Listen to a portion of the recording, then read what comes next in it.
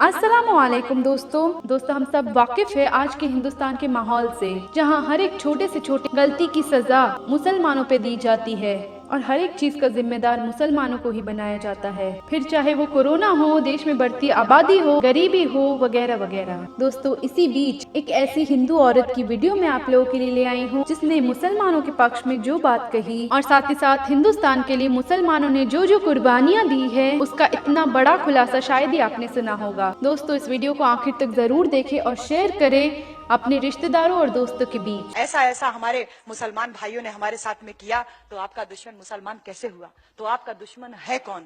सबसे बड़ी बात है, दुश्मन मुसलमान है, कहते हैं मुसलमान गद्दार है। अरे अगर मुसलमान गद्दार है तो इन गद्दारों को दामाद किसने बना के रखा है? हमने बनाया? हमने बनाया?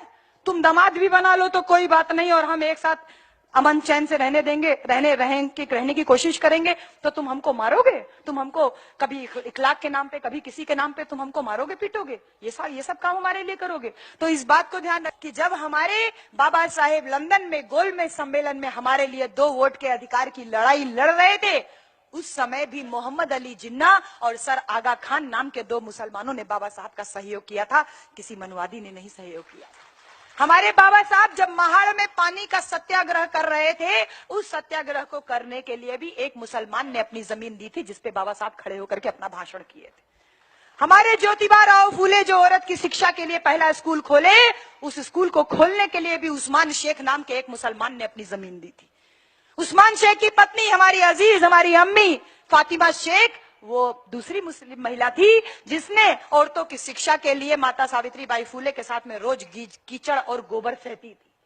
हमारे बाबा साहेब जब संविधान सभा में नहीं जाने दिया, इन लोगों ने तो ये बोला था कि ये तेली तमोली कुनबी कुनभटों को क्या संसद में जाकर के हल चलाना है? इन्हीं लोगों ने बोला था, बाबा साहेब तुम्हारे संविधान सभा की खिड़की दरवाजे तो क्या रोशनदान तक बंद हैं। और तब ऐसे हालात में मैंने अभी आपको बोला था ना कि बंगाल के 48% मुसलमानों ने बाबा साहब को चुन करके संविधान सभा में भेजा, जो बाबा साहब भारत का संविधान लिख पाए। तो कैसे दुश्मन हुआ आपका?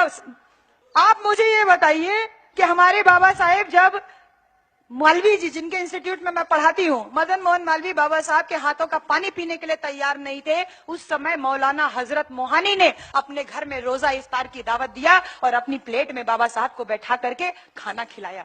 तो मुसलमान ने तो आपके साथ छुआछूत भी नहीं किया।